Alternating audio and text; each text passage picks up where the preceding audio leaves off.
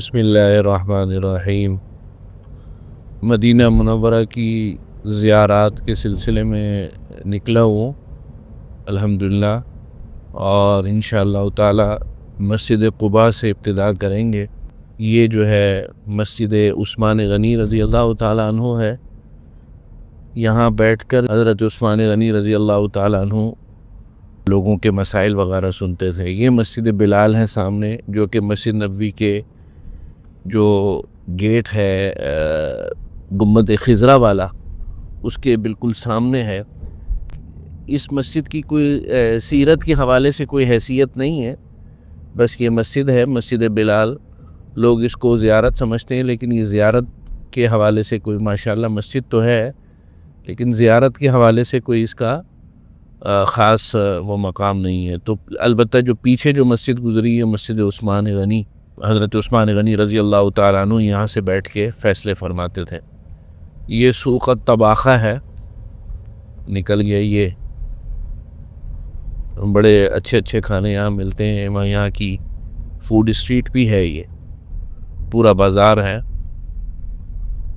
اور کافی چیزیں یہاں پر ہدایہ وغیرہ کے حوالے سے اور اسی طریقے سے کھانے پینے کے حوالے سے کافی آئٹم یہاں مل جاتے ہیں۔ پاکستانی اور افغانی ریسٹورنٹس ہیں۔ بڑا آباد محلہ ہے یہ۔ اس محلے کا نام کیا ہے؟ طریق قربان۔ اچھا جی۔ ویسے تو مدینہ منورہ کا ہر ذرہ زیارت ہے، ہر جگہ زیارت ہے، ہر انچ زیارت ہے۔ جس شہر میں جناب نبی کریم صلی اللہ علیہ وسلم کی آمد ہوئی، تو میرا تو یہ ماننا ہے کہ وہ پورا شہر ہی زیارت ہے، وہ پورا شہر ہی محمد ہے۔ لیکن بعض جگہوں کی تاریخی اور سیرت کے اعتبار سے اور تاریخی اعتبار سے بڑی حیثیت ہے، تو اس کو دیکھنا بھی چاہیے۔ اور بعض جگہوں پر تو خود حضور علیہ الصلوۃ والسلام کا بھی عمل رہا ہے جانے کا، تو اس آپ علیہ الصلوۃ والسلام کے عمل کی پیروی میں بھی جانا چاہیے۔ مثلا احد، اور اسی طرح مسجد قباء۔ نبی کریم صلی اللہ علیہ وسلم کا معمول تھا کہ آپ صلی اللہ علیہ وسلم احد اور قباء اکثر تشریف لے کر جایا کرتے تھے۔ خاص طور پہ قباء میں آپ علیہ الصلوۃ والسلام ہر ہفتے کے دن جایا کرتے تھے۔ مسجد قباء کا علاقہ آ گیا ہے، زیادہ دور نہیں ہے، یہ 3 سے 4 کلومیٹر ہے۔ رش ہے کیونکہ صبح کا ٹائم ہے، اور یہی اچھا وقت ہوتا ہے زیارت کرنے کا۔ میں بھی آپ حضرات کو یہی ریکمنڈ کروں گا کہ جو لوگ زیارت پر جائیں، صبح جائیں یا پھر شام کو جائیں۔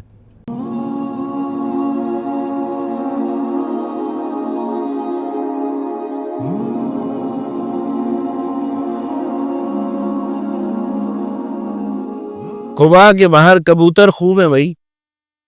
یہ جی مسجد قباء کا گیٹ نمبر 8، ماشاء اللہ۔ یہ یہاں سے مرد حضرات کا گیٹ ہے، خواتین کا گیٹ الگ ہے، تو اس کا ذرا خیال رکھیں۔ جب خواتین آپ کے ساتھ اگر ہوں تو ان کو نوافل کے بارے میں بتا دیں۔ فضل الصلاۃ بمسجد قباء، نماز پڑھنے کی فضیلت مسجد قباء میں۔ قال رسول اللہ صلی اللہ علیہ وسلم من تطہر فی بیتہ، جس شخص نے پاکی حاصل کی، وضو کیا اچھے طریقے سے اپنے گھر میں، ثم اتی مسجد قباء، پھر وہ مسجد قباء میں آیا، فصلی فیہ صلاۃ، پھر اس نے 2 رکعت نماز پڑھی، کان لہ کاجر عمرۃ او کما قال علیہ الصلوۃ والسلام، اس کے لیے 1 عمرے کا اجر ہے۔ رواہ ابن ماجہ بسند صحیح، امام ابن ماجہ نے اس کو سند صحیح کے ساتھ نقل فرمایا ہے۔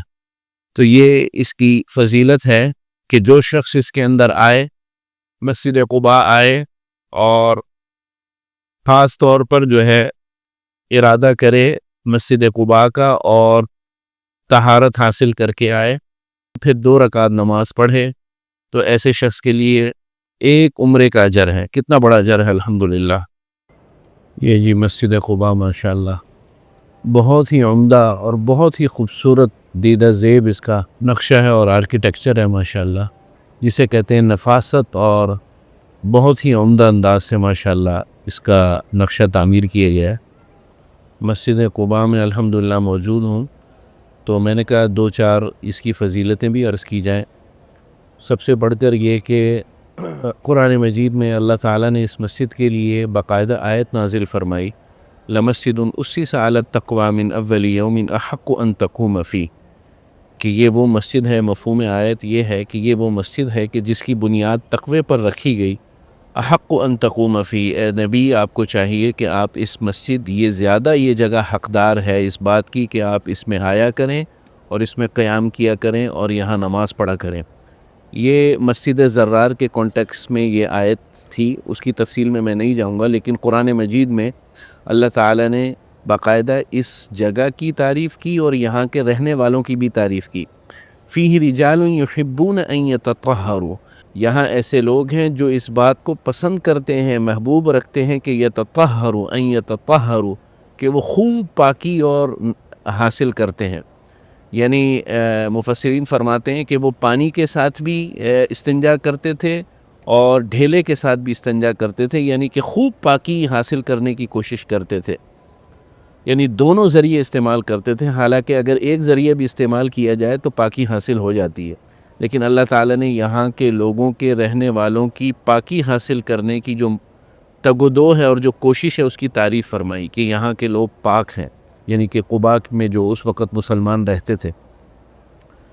دوسری بات یہ کہ یہ اسلام کی پہلی مسجد ہے، یعنی مسجد نبوی صلی اللہ علیہ وسلم بھی بعد میں بنی، اور وہ اس طرح کہ نبی کریم صلی اللہ علیہ وسلم جب ہجرت سے تشریف لائے تو سب سے پہلے یہاں قیام فرمایا، یہاں مسجد بنائی اور یہاں قیام فرمایا کچھ دن، اور پھر مدینہ منورہ یعنی کہ آگے گئے۔ تھا تو یہ سارا ہی مدینہ، لیکن یہ اس وقت قباء کا علاقہ مدینہ کے مضافات میں تھا، اور پھر نبی کریم صلی اللہ علیہ وسلم یہاں ہر ہفتے کے دن آیا کرتے تھے، یہاں قیام فرماتے تھے، کچھ دیر کے لیے نماز پڑھتے تھے، ہر ہفتے کو تشریف لاتے تھے، اور خوب جو ہے یہاں کے لوگوں سے تعلق بھی رکھتے تھے۔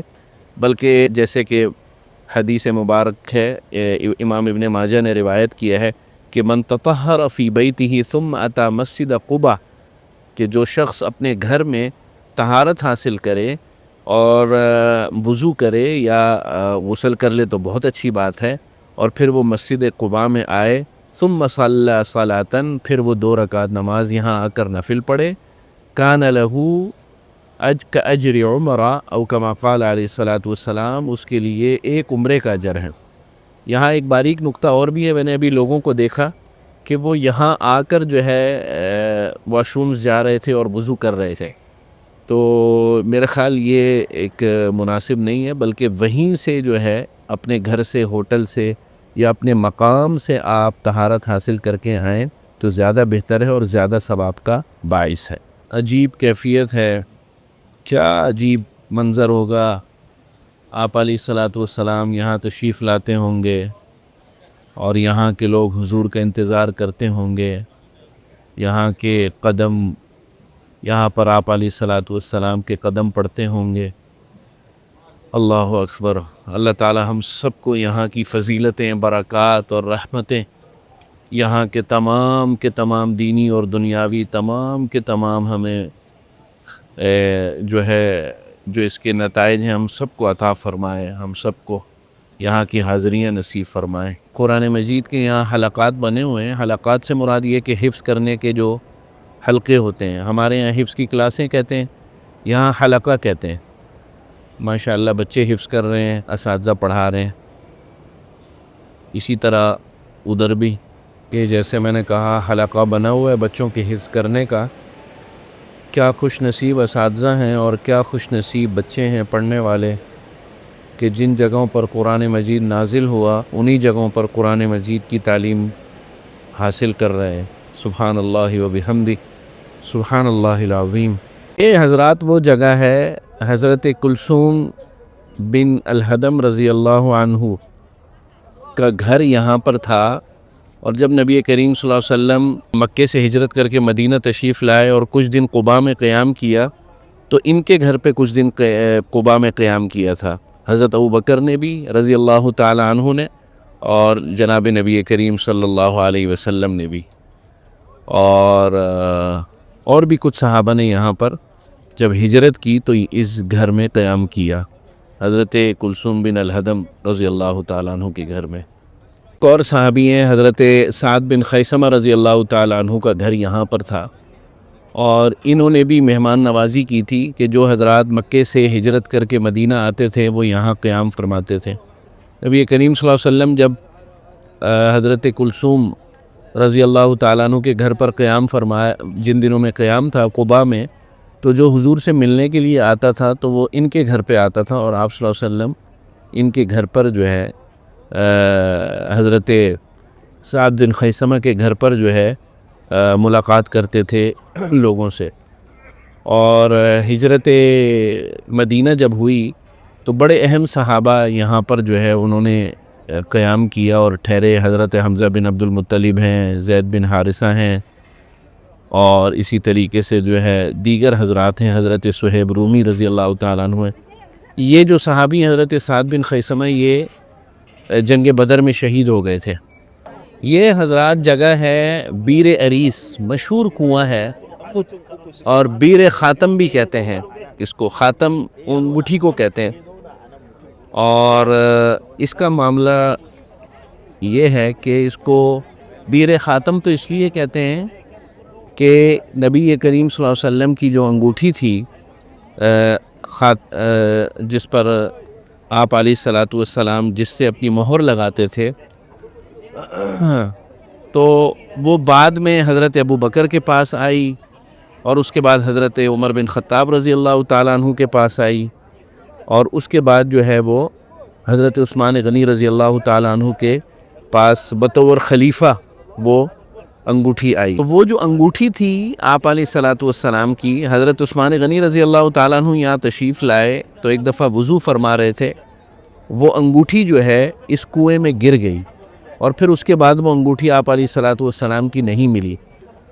اور مورخین اور سیرت نگار کہتے ہیں کہ اس انگوٹھی کے جانے کے بعد بھی مسلمانوں میں فتنوں کا آغاز ہوا، اور حضرت عثمان غنی رضی اللہ تعالیٰ عنہ شہید کیے گئے، تو اسی لیے اس کو بیر خاتم بھی کہتے ہیں۔ اچھا، یہ بیر عریس وہی جگہ ہے کہ ایک دفعہ نبی کریم صلی اللہ علیہ وسلم آپ حضرات نے پڑھا ہوگا سیرت میں اور اس کو دیکھا ہوگا کہ سیرت میں ایک واقعہ ہے کہ حضور علیہ الصلاۃ والسلام ایک کنویں پر بیٹھے ہوئے تھے، دائیں جانب حضرت ابو بکر تھے، بائیں جانب حضرت عمر رضی اللہ تعالیٰ عنہ تھے، اور سامنے کی جانب کنویں پر حضرت عثمان غنی رضی اللہ تعالیٰ عنہ تھے، اور آپ صلی اللہ علیہ وسلم نے تینوں کو جنت کی بشارت دی۔ تو یہ وہ والا کنواں ہے بیر عریس جس کو کہتے ہیں۔ جی الحمدللہ مسجد قباء کی زیارت کر لی ہے، اور مدینہ منورہ کی اہم ترین زیارتوں میں سے ایک زیارت ہے، اور اسلام کی مسجد الحرام اور مسجد نبوی صلی اللہ علیہ وسلم اور میرے خیال مسجد اقصیٰ کے بعد سب سے مبارک ترین اور اہم ترین مسجد ہے، جس کا قرآن مجید میں بھی ذکر آیا۔ اور یہاں نوافل پڑھنے کا جیسے میں نے عرض کیا ایک عمرے کے برابر ثواب ہے ادا کرنے کے۔ البتہ میں نے لوگوں میں ایک غلطی دیکھی یہاں پر، وہ غلطی ذرا نشاندہی کر دی جائے مسئلے کے اعتبار سے۔ ایک چیز میں لوگ غلطی کر رہے ہیں کہ وہ جو اجر ہے اور وہ جو فضیلت ہے عمرے کی، وہاں لفظ استعمال ہوا ہے من تطہر فی بیتہ، جو گھر میں طہارت حاصل کرے، یعنی گھر سے وضو کر کے یا غسل کر کے نکلے۔ تو میں نے دیکھا یہاں تو باتھ روموں کے باہر لائنیں لگی ہوئی ہیں، شاید ان میں سے کچھ ایسے بھی لوگ ہوں گے جو زیارت کرنے کے بعد گئے ہوں، لیکن چونکہ بہت سے لوگ میرے خود سامنے جو ہے آتے ہوئے یعنی داخل ہوتے ہوئے واش روم میں گئے اور پھر انہوں نے وضو کیا، تو گو کہ یہاں نوافل پڑھنے کی فضیلت تو حاصل ہو جائے گی، لیکن ایک حصہ حدیث کا پھر بھی رہ گیا، اور وہ یہ ہے کہ گھر سے طہارت حاصل کر کے آدمی نکلے تو انشاءاللہ تعالی حدیث مبارک کے الفاظ کے مطابق پوری فضیلت انشاءاللہ حاصل ہوگی۔ یہ ذرا نکتہ ہے، ایک مسئلہ ہے، اس پر ذرا توجہ کیا کریں کہ گھر سے جو ہے وہ اہتمام کر کے نکلیں طہارت کا۔ یہاں آ کر جو ہے طہارت اگر مجبوری ہو تو بندہ کر بھی لے، لیکن کوشش یہی کریں کہ گھر سے وضو یا غسل کر کے نکلیں۔ جی بیر غرس ہے وہ پانی کہ جب نبی کریم صلی اللہ علیہ وسلم کا وصال ہوا آپ علیہ الصلوۃ والسلام کو اس پانی سے غسل دیا گیا۔ ابھی بھی اس میں پانی ہے اور ماشاءاللہ لوگ ابھی آ رہے ہیں اور پی رہے ہیں۔ یہ بیر غرس پر پرانی مسجد بنی ہوئی ہے جو بہت قدیم ہے، ابھی بھی اپنی اصلی حالت میں ہے، اسی حالت میں ہے جس کو پریزرو رکھا گیا ہے۔ آپ صلی اللہ علیہ وسلم نے فرمایا نعم البئر بئر غرس یہ من عیون الجنہ وماؤها اطیب الماء او کما قال علیہ الصلوۃ والسلام۔ ابن ماجہ میں ہے، آپ صلی اللہ علیہ وسلم نے فرمایا کہ کیا ہی پیارا کنواں ہے کہ بیر غرس، کہ اس کا جو پانی ہے وہ جنت کے پانیوں میں سے ہے، اور اس کا پانی جو ہے پاک ترین، اطیب اور نفیس ترین اور سب بہت ہی اچھا پانی ہے۔ آپ علیہ الصلوۃ والسلام نے اس پانی کی تعریف فرمائی۔ حضور علیہ الصلوۃ والسلام اس کا پانی بڑے شوق سے اور بہت ذوق سے پیا کرتے تھے۔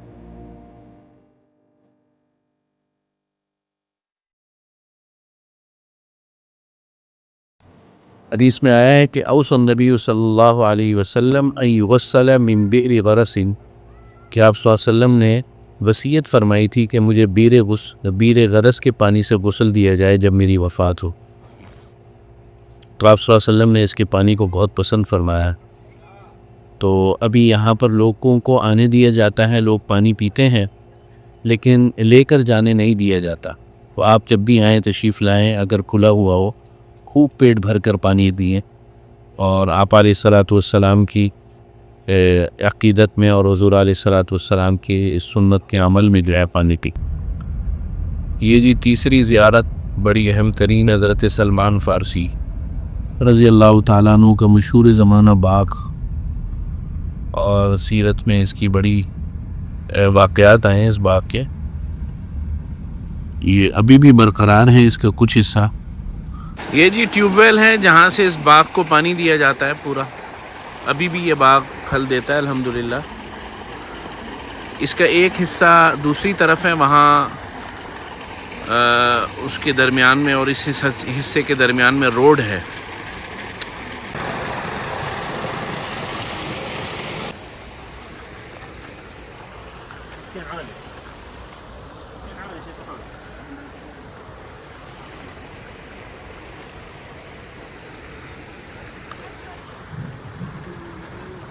یہ مسجد جمعہ ہے، اسلام کا سب سے پہلے جمعہ یہاں پڑھا گیا، یعنی جمعہ جب واجب ہو آپ صلی اللہ علیہ وسلم نے سب سے پہلے جمعے کی نماز یہاں ادا کی، خطبہ دیا اور نماز پڑھی۔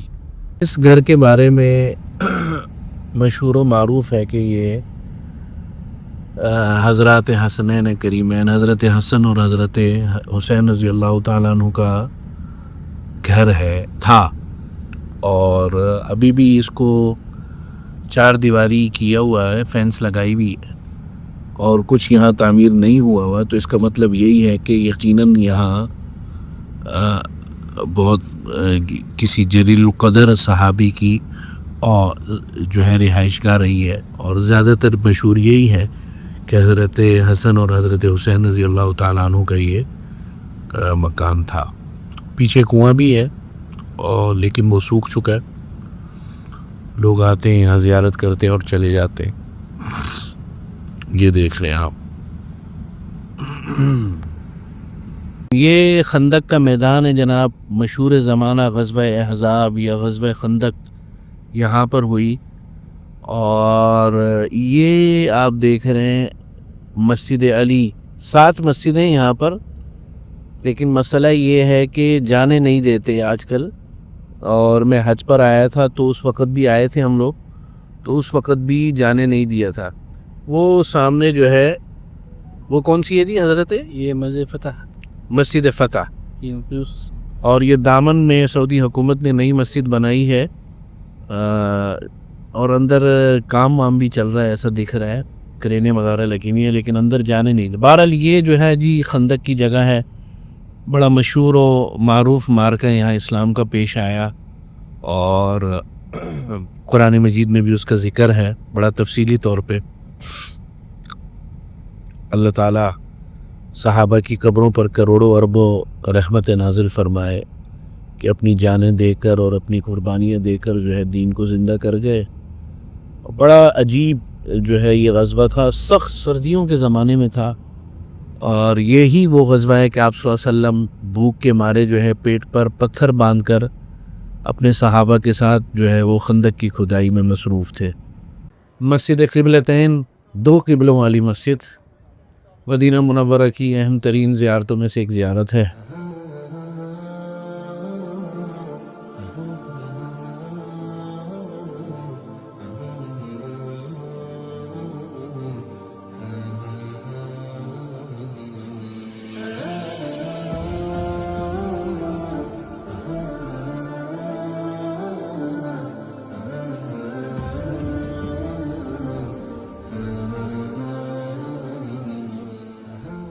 جی مسجد قبلتین میں موجود ہوں. مسجد قبلتین دو قبلوں والی مسجد بڑی اہم ترین مسجد ہے، اور قرآن مجید کی کچھ آیات کا یہ مسجد مصداق بھی ہے. وہ اس طریقے سے کہ جب نبی کریم صلی اللہ علیہ وسلم مدینہ منورہ ہجرت کر کے تشریف لائے تو ابتدا میں جو قبلہ تھا وہ قبلہ ہمارا بیت المقدس تھا، یروشلم، مسجد اقصی جہاں پر موجود ہے. تو مسلمانوں کا جو قبلہ تھا وہ بیت المقدس تھا. لیکن جب آپ صلی اللہ علیہ وسلم یہاں تشریف لائے تو حضور کی خواہش یہ تھی کہ ہمارا جو قبلہ ہو وہ خانہ کعبہ ہو، یعنی کہ بیت اللہ ہو. لیکن آپ صلی اللہ علیہ وسلم جو ہے اس بات کا اظہار دعا میں یا الفاظ میں کرتے بھی نہیں تھے. تو قرآن مجید کہتا ہے قد نرا تقلب وجہک فی السماء، لیکن حضور علیہ الصلاۃ والسلام ویسے ہی بعض اوقات جو ہے اپنے دل کی خواہش تو تھی حضور کی، تو وہی کے انتظار میں یا وہی کے آمد کی یعنی ایک اس میں کہ کاش کہ اس سلسلے میں بھی کوئی وحی آ جائے کہ ہمارا جو قبلہ ہو وہ بیت اللہ بن جائے. تو قرآن کہتا ہے کہ قد نرا تقلب وجہک فی السماء، کہ اے نبی ہم دیکھتے ہیں آپ کے چہرے کو کہ جو کہ بار بار پلٹتا ہے آسمانوں کی طرف. قد نرا تقلب وجہک فی السماء فلنولینک قبلۃ ترضاھا، پس ہم پھیرے دیتے ہیں ضرور وہ قبلہ جس پر آپ راضی ہیں، جو آپ چاہتے ہیں، یعنی کہ بیت اللہ. فولی وجہک شطر المسجد الحرام، پس اب جو ہے مسلمان آیت کا مفہوم ہے کہ مسجد حرام کی طرف جو ہے رخ کر کے نماز پڑھیں، اور وہی اب مسلمانوں کا قبلہ ہوگا. یعنی کہ حضور علیہ الصلاۃ والسلام کی یہ جو چاہت تھی وہ قبول ہو گئی. تو جب یہ آیت نازل ہوئی تو صحابہ جو ہے اس مقام پر جہاں اس وقت میں موجود ہوں مسجد قبلتین میں نماز پڑھ رہے تھے، تو عین نماز کے اندر جو ہے یہ اطلاع آئی، ظہر کی نماز کا وقت تھا. تو صحابہ نے ابھی میں آپ کو دکھاتا ہوں کہ بیت المقدس بالکل مخالف رخ پر تھا، یعنی بالکل اپوزٹ ڈائریکشنز ہے، اور جو مسجد الحرام ہے وہ اپوزٹ ڈائریکشن. تو دوران نماز ہی جیسے ہی صحابہ نے سنا تو فوراً جو ہے دوران نماز ہی جو ہے اپنے رخ کو بیت المقدس سے مسجد الحرام کی جانب کر دیا.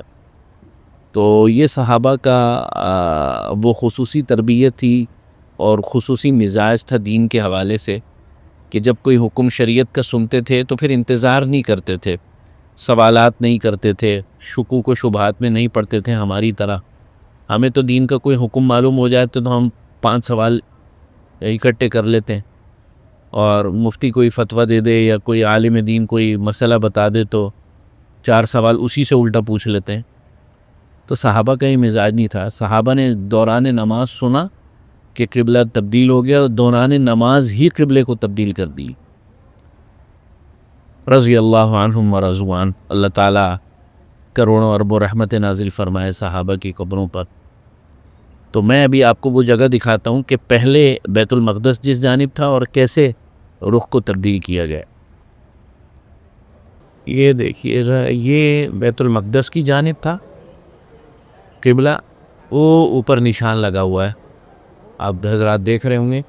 اور جیسے ہی آیت نازل ہوئی تو دوران نماز بالکل سیدھا اس کے بالکل اپوزٹ جو ہے بیت اللہ کی طرف، مسجد حرام کی طرف جو ہے رخ ہو گیا.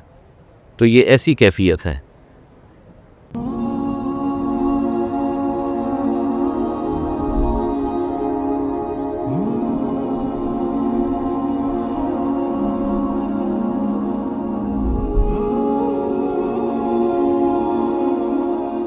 شہدائے احد کے مقام پر آ گئے ہیں، اور یہ جو چار دیواری ہے ادھر شہدائے احد ہیں، مدفون ہیں. حضرت مصعب بن عمیر رضی اللہ تعالیٰ عنہ اور دیگر صحابہ اکرام، 70 صحابہ اکرام یہاں پر مدفون ہیں. البتہ یہ میدان کی طرح ہے، قبروں کی کوئی وضاحت نہیں ہے. اور یہ جو مسجد ہے یہ جامع مسجد سید الشہداء حضرت حمزہ رضی اللہ تعالیٰ عنہ کے نام پر ہے. یہ جو پورا میدان ہے، اسی پورے میدان میں جنگ ہوئی تھی. یہ پورا میدان ہے. یہ میں انشاءاللہ اوپر کی جانب سے ایک شاٹ لے کر آپ کو سمجھاتا ہوں. ابھی انشاءاللہ شہدائے احد پر درجات کی بلندی کے لیے ان کو سلام کرتے ہیں، ان کے لیے دعا کرتے ہیں، اور انشاءاللہ پھر اس کے بعد آپ کو بتاتا ہوں.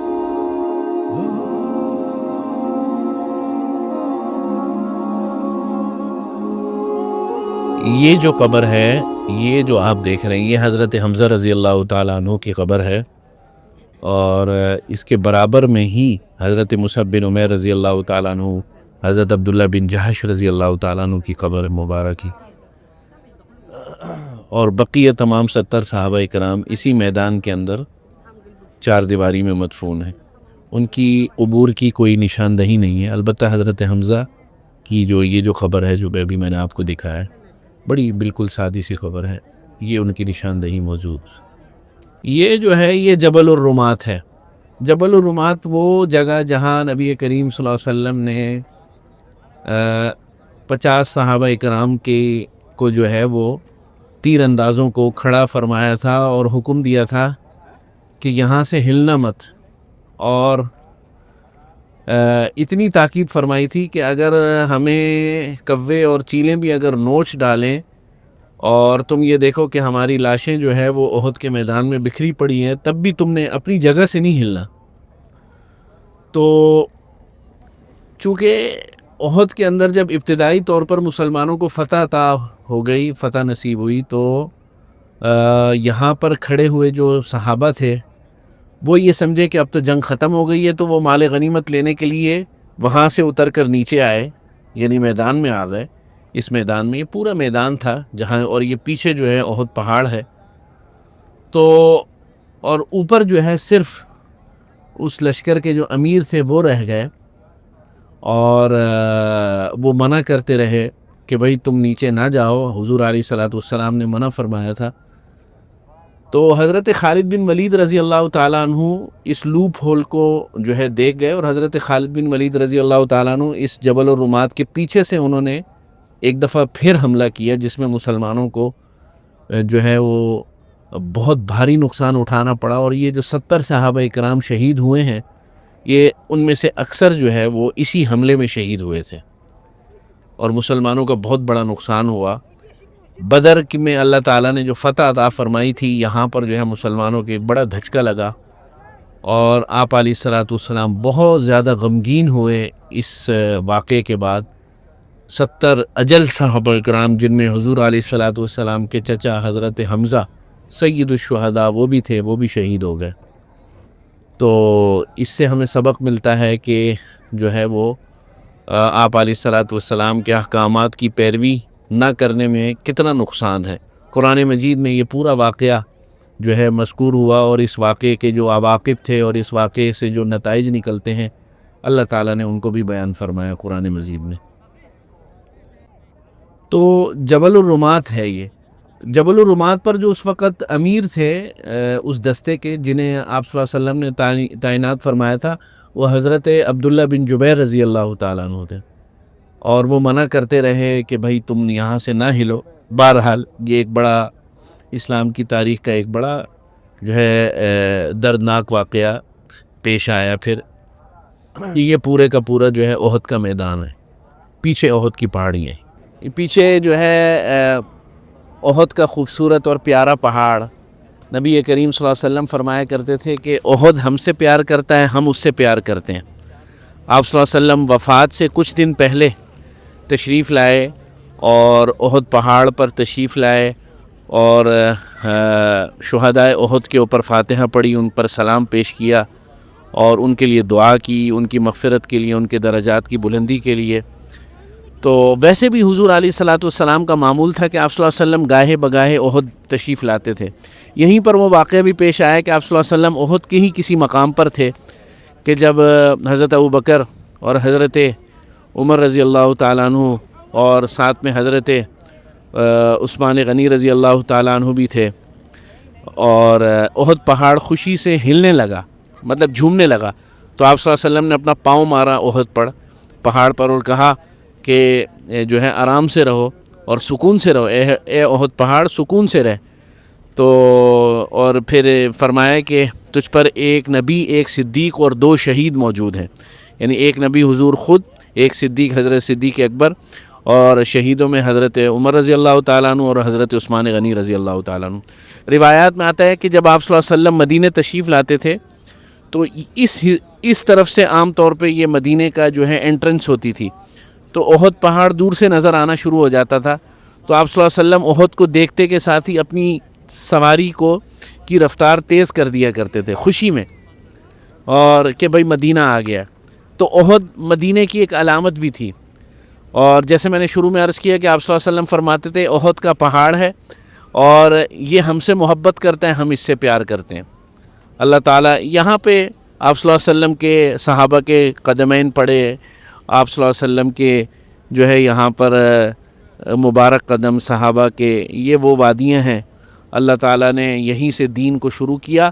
اور ایک اور بات کہ دجال جو ہے وہ مدینہ میں داخل نہیں ہو سکے گا، اور روایات میں آتا ہے کہ کتاب الفتن میں دجال جو ہے احد پہاڑ کے پچھلے حصے تک آئے گا اور اس پر چڑھ کر جو ہے مدینہ کو دیکھے گا، لیکن داخل نہیں ہو سکے گا، اور پوچھے گا کہ یہ سفید محل سامنے مسجد نبوی ہے، اس کے بالکل اپوزٹ، تو پوچھے گا یہ سفید محل کس کا ہے، تو لوگ بتائیں گے اس کو، اس کے حواری، اس کے جو ساتھی ہوں گے، کہ یہ جو ہے اس امت کے نبی کا جو ہے وہ محل ہے یا اس کی مسجد ہے، اور اس کے بعد جو ہے وہ اس جگہ داخل نہیں ہو سکے گا، یہاں سے اس کو مار مار کے بھگا دیا جائے گا۔ اور پھر بہرحال وہ ایک لمبی چوڑی داستان ہے اور وہ ایک الگ جو ہے چیپٹر ہے، اس کو انشاءاللہ پھر کبھی بیان کریں گے۔ یہ جناب مسجد الفسح ہے، مسجد فسح، یہاں نبی کریم صلی اللہ علیہ وسلم نے نمازیں پڑھی ہیں، اور جنگ احد کے درمیان بھی آپ صلی اللہ علیہ وسلم نے نمازیں پڑھی ہیں۔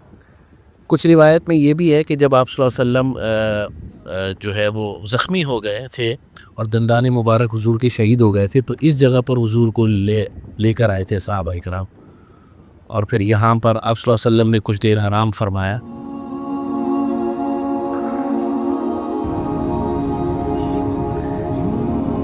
جی یہ مسجد نبوی صلی اللہ علیہ وسلم کے سامنے مینار نظر آ رہے ہیں، اور بالکل اس کے پیچھے احد پہاڑ ہے، یعنی باب ملک فہد کے بالکل سامنے احد پہاڑ ہے، تقریباً 3-3.5 کلومیٹر کا راستہ ہے۔ تو الحمدللہ یہ ہماری زیارتیں مکمل ہو گئیں، اور جیسے میں نے شروع میں عرض کیا کہ مدینہ منورہ میں ہر ذرہ زیارت ہے میرے نزدیک۔ تو اللہ تعالی ہم سب کو مدینہ کی ہوائیں بار بار نصیب فرمائے، مدینہ منورہ کے آداب کے ساتھ اللہ تعالی ہمیں بار بار یہاں کی حاضریوں کی توفیق نصیب فرمائے، آمین والحمدللہ رب العالمین۔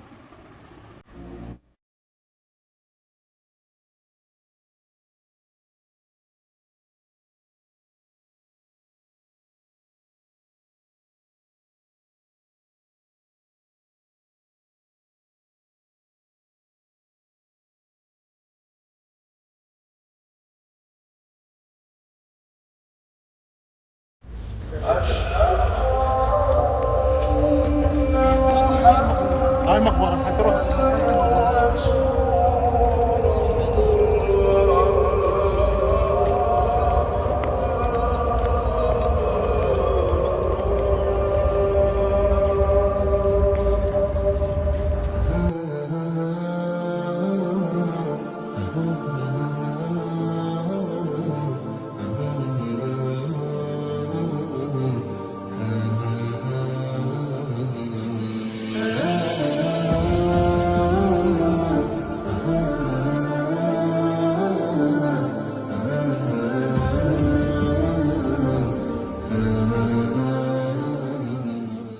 جنت البقیع اس کا ایک نام بقیع الغرقد بھی ہے، اور جنت البقیع جو زیارت ہے اس معنی میں ہے عبرت لینے کے لیے اور عزم کے لیے کہ اللہ تعالی ہمیں بھی جو ہے نیک لوگوں کے ساتھ شامل فرمائے۔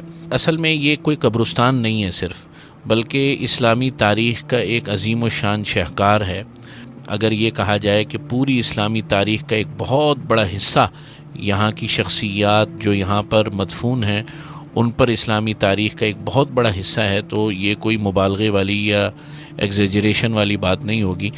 یہاں سختی بھی اب کافی کر دی گئی ہے، اس میں کچھ ہمارے اپنے کرتوت بھی ہیں جو ہمارے لوگ آ کر یہاں حرکتیں کرتے تھے ایک زمانے میں، اس کا بھی ایک بہت بڑا اثر پڑا ہے کہ یہ لوگ اب مزید سخت ہو گئے ہیں، اور یہ سختی اب تھوڑی سی اب بے جا بھی لگ رہی ہے کہ جو یہاں کی جنت البقیع میں مدفون شخصیات ہیں، حضرت عثمان غنی رضی اللہ تعالیٰ عنہ قابل ذکر، حضرت فاطمہ رضی اللہ تعالیٰ عنہا، حضرت عثمان بن مظعون رضی اللہ تعالیٰ عنہ، اور اسی طرح حضرت امام حسن رحمہ اللہ تعالیٰ، اور نبی کریم صلی اللہ علیہ وسلم کی تمام تقریباً ازواج مطہرات سوائے حضرت ختیجہ کے، وہ تمام کی تمام یہاں مدفون ہیں، تو ان کی قبروں تک اب جانے نہیں دیتے۔ میں سمجھتا ہوں کہ تھوڑی سی زیادہ سختی ہے، لیکن بہرحال ہمارے بھی اس میں بڑے کرتوت ہیں، اور بڑی یہاں آ کر جو ہے فضول حرکتیں کرنا، اور اس کی وجہ سے یہ لوگ بھی بیچارے مجبور ہو گئے۔ تو تھوڑا سا اس کی تاریخ یہ کہ سب سے پہلے جو شخصیت یہاں پر مدفون ہوئی، وہ دفن ہوئیں، جن کو یہاں پر جگہ ملی، وہ جو ہے حضرت عثمان بن مظعون رضی اللہ تعالیٰ عنہ تھے۔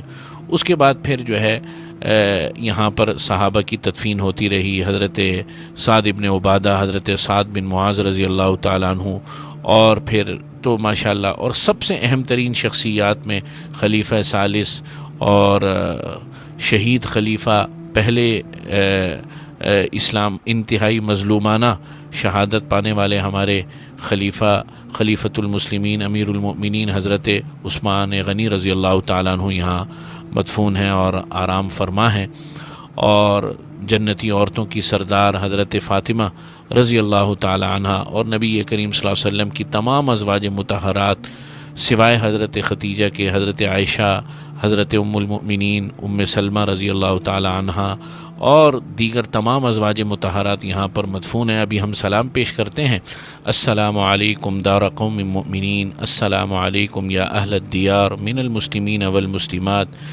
وإنا إن شاء الله بكم لاحقون، يغفر الله لنا ولكم، ونسأل الله لنا ولكم العافية، اللهم اغفر لأهل بقيع الغرقد، اللهم اغفر لأهل بقيع الغرقد۔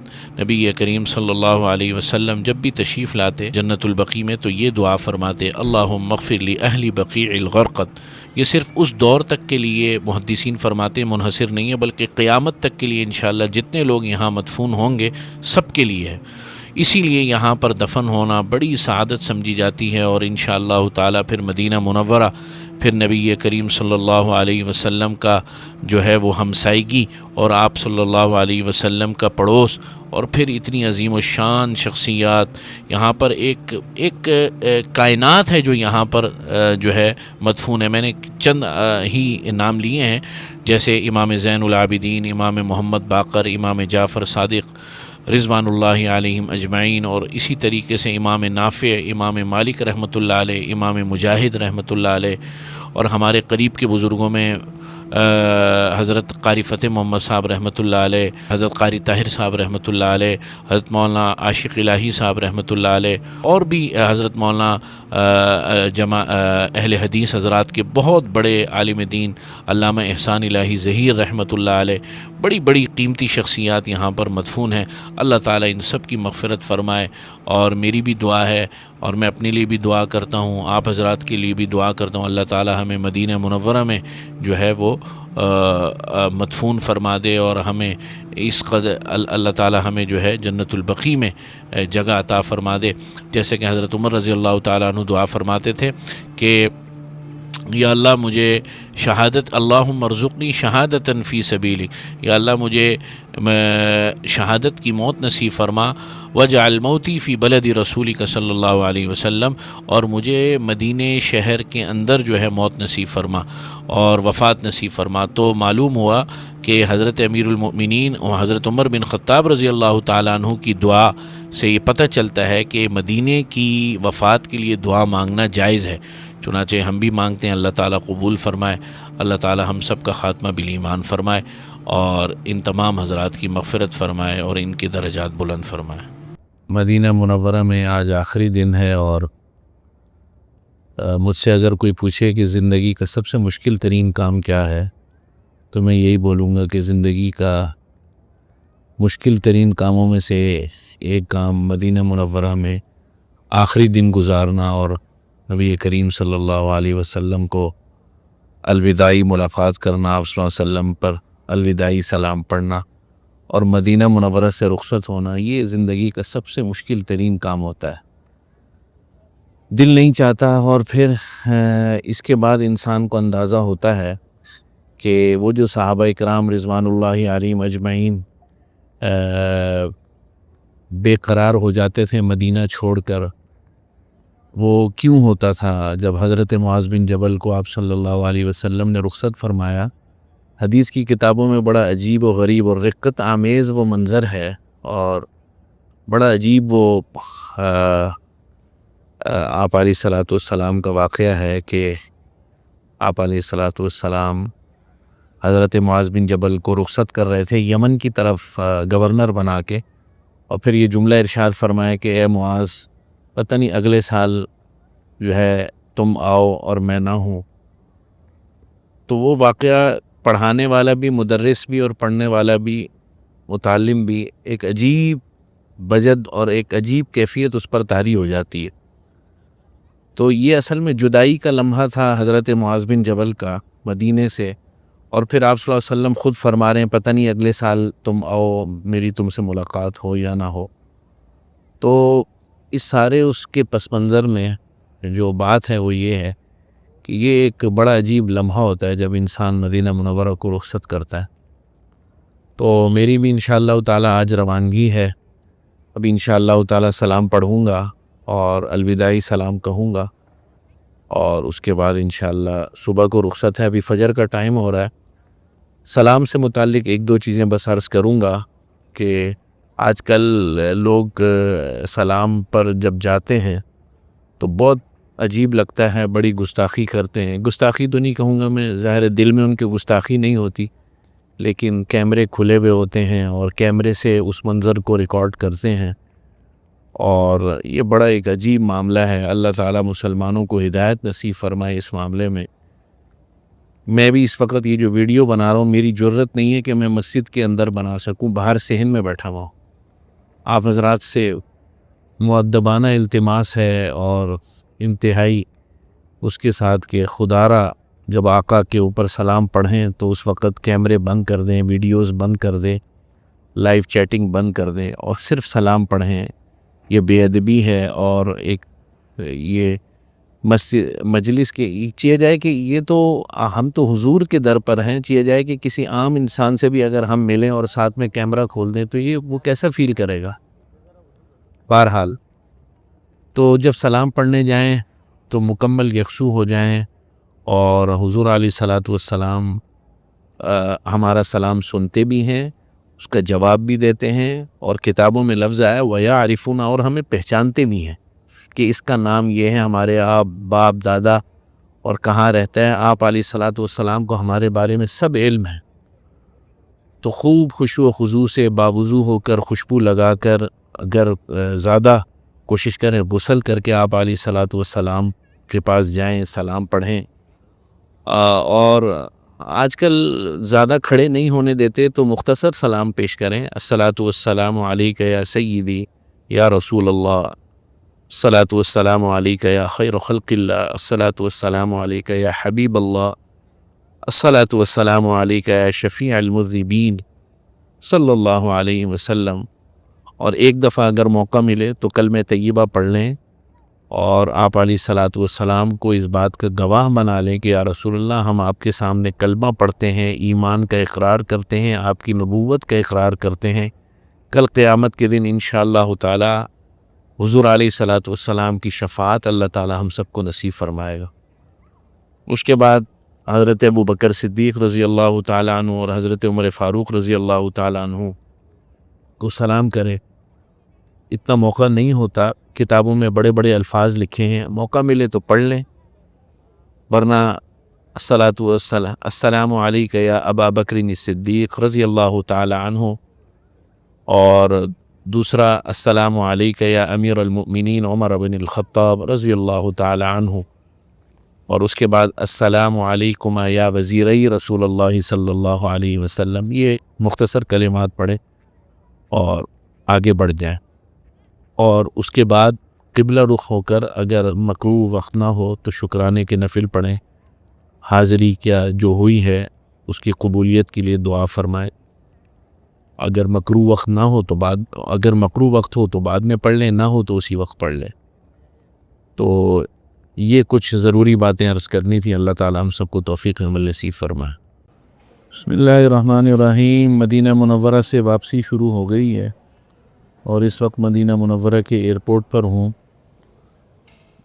بہت بڑا ایئرپورٹ نہیں ہے جیسے جدہ کا یا دبئی کا، لیکن بڑا خوبصورت، بڑا ویل مینیجڈ ہے، اور بہت چھوٹا بھی نہیں ہے، لیکن بڑا خوبصورت صاف ستھرا ایئرپورٹ ہے۔ مجھے بذات خود بڑا پسند ہے، اور صفائی ستھرائی بہت زیادہ ہے، اور بڑا آسان ہے۔ سب سے بڑھ کر یہ کہ سارے گیٹ اس کے ایک ساتھ ہیں، ایک ترتیب کے اندر ہیں، کہیں آنا جانا نہیں پڑتا ہے۔ تو بہرحال واپسی شروع ہو گئی ہے، اور یہ واپسی جو ہوتی ہے مدینے سے واپسی، یہ بڑی، اس کو الفاظ میں کہنا اور الفاظ میں اس کو سمونا بڑا مشکل ہے۔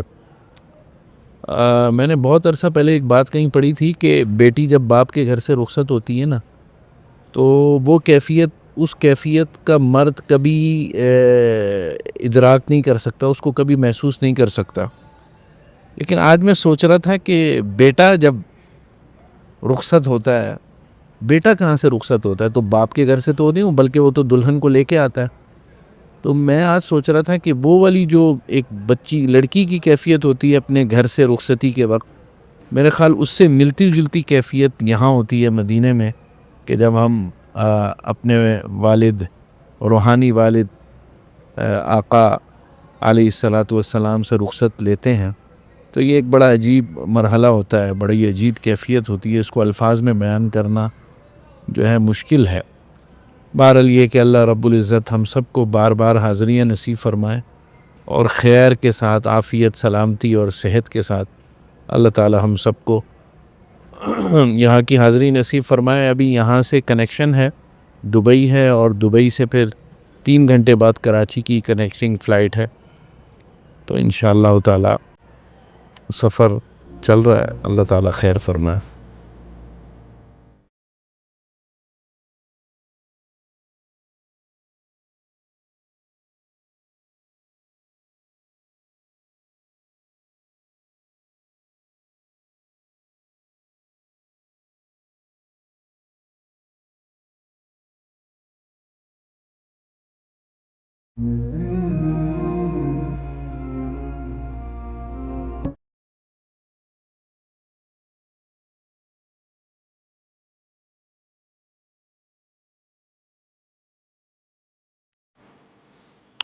جی کھانا آ گیا الحمدللہ۔ ایمریٹس ایئر لائن کا کھانا عام طور پہ اچھا ہی ہوتا ہے، ہائیجینک ہوتا ہے، صاف ستھرا ہوتا ہے، ذائقے کے اعتبار سے بھی اچھا ہوتا ہے۔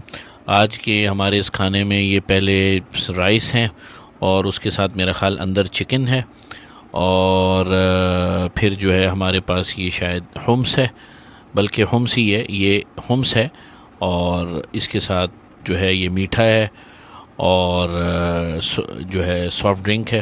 یہ آپ کے پاس جو ہے اورنج جوس آ گیا، اور یہ نٹس ہیں یہ ریپر کے اندر، اور یہ میرا خیال، جی ہاں، یہ روٹیاں ہیں 2 چھوٹی چھوٹی لیبنیز بریڈ، یہ ہمس کے ساتھ شاید کھانے کے لیے ہیں۔